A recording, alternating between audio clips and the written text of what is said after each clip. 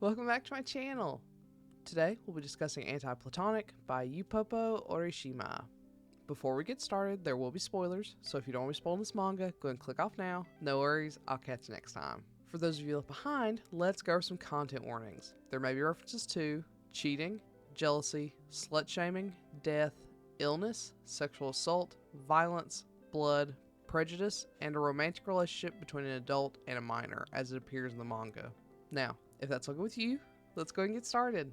Before we dive in, it's worth noting that this is made up of two separate stories. The first one, the cover story, is in a contemporary setting, while the second is more historical and fantastical.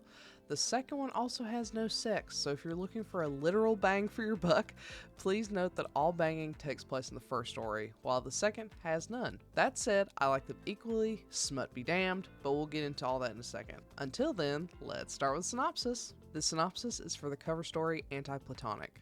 Ryoya is a player, and that's putting it mildly. He lives his life by the crotch of his pants, jumping from bed to bed and in turn, wallet to wallet to keep himself fed and housed. His current favorite is his roommate Io, this cold and quiet guy with a strange fetish for scent. Io likes Ryoya's scent, and he presumably likes Ryoya's body, which leads to Io allowing Ryoya to move in with him. They spend their nights romping around in bed before going their separate ways in the morning. Ryoya often goes to his other lovers while Io goes to class. It's a playboy's dream, but for some reason Ryoya can't shake his discomfort over Io's lack of interest in him. With so many other lovers clamoring for Ryoya's attention, why can't he get Io's? More importantly, why does Ryoya care so much about the introverted Io? The following synopsis is for the second story, The Demon's Definitely Lovesick. Rentaro is a 16-year-old boy with the weight of his family on his shoulders. Unfortunately, after his father passed, his mother was left to feed herself and Rentaro alone. Then she fell sick, leaving Rentaro to take on the mantle of the breadwinner for his small family. Rentaro doesn't complain, fishing every day to feed his mother and get money from the market in his village. Things are going well, but he hears whispers of bigger and better fish to be found in the forest, but there are legends of a fox demon in those woods who eat those that dare travel into his territory. While Rentaro is just as frightened as everyone else, the chance at a large haul is just too alluring. Of course, while fishing, Rentaro comes face to face with the fox demon Shiranui. Rather than eating him up, Shiranui gives Rentaro a fish and asks the boy to never return. Rather than heed the fox demon's warning, Rentaro is only encouraged to return, determined to return Shiranui's kindness. All the while, whispers continue to swirl, with the village prepared to rid themselves of the demon altogether, if need be. The art style for these stories is cute. The first story with Io and Ryoya is cute, but it isn't perfect or all that unique, but it's very clean, which is always a plus. Unfortunately, Io's design leans relatively young, much younger than he actually is. Ryoya and Io are both college-aged at minimum, so they're of age, at least in my country, which is 18, but that still doesn't help because of how young Io looks. Of course, there are people who look young despite being of age, but I just want to note this because it isn't my preference, and I'm sure there are others who feel the same.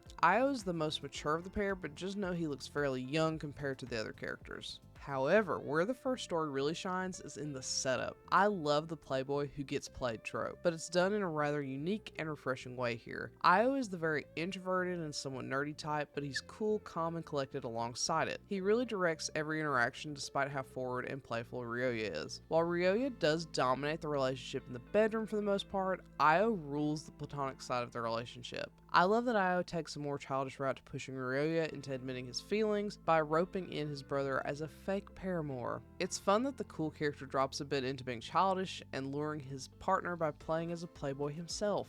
I love their dynamics so much, and I'm a big fan of the whole scent fetish thing. It's just fun.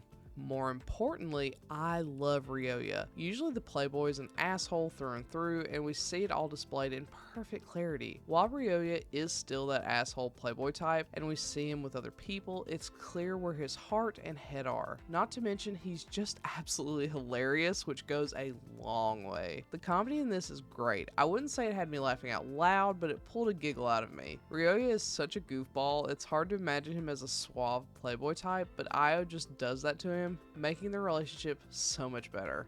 As for the second story, there's no need to talk about how uncomfy I am about Rentaro's design being on the young side because he is a minor based on my country's standards. My only comfort is that it seems they don't have a physical relationship, confirmed by a side story that shows Rentaro kissing Shiranui on his cheek for the first time. Very innocent, very fluffy, very cute. It doesn't mean I like the relationship between a 16-year-old and a presumably very much older fox demon, but I can appreciate the innocence and fluffiness. I also prefer the designs in the story. They feel more solidified and make the most sense for the characters. The narrative is where this really shines though, with a sweet love story counterbalanced by a dramatic, painful tale of rejection and betrayal. I love it. If Rentaro were older, it would be ideal. With all that being said, this one is really fun. Is it strong enough to be a favorite? Maybe not, but it's a really nice time for what it is. It is a bit uncomfy for a few reasons, but it's inoffensive overall. I enjoy the characters. The situations were stereotypical, but with refreshing takes, and the art is nice and clean, which is always a winner. I've reread this a few times now, and I think it's well worth the money I spent on it. So, have you read Anti-Platonic? If so, what do you think? Do you agree with my assessment? Do you not? Let me know and comment below. Otherwise, I'll catch you next time. Bye!